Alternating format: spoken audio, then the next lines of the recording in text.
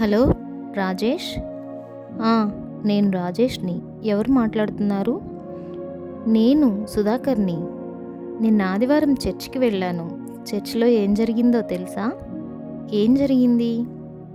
నేను పాస్టర్ గారి ప్రసంగం వింటున్నాను. నా పక్కన కూర్చున్న ఒక వ్యక్తి మరొక వ్యక్తి యొక్క పెన్ను దొంగిలించాడు. చర్చిలోనా? నేను నమ్మను. నీవు చెప్తే నేను కూడా నమ్మను.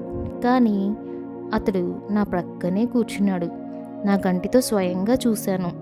నేనెంత షాక్ అయ్యానంటే ఆ కంగారులో నా చేతిలో ఉన్న 3 ఫోన్లు కింద పడిపోయినాయి తెలుసా.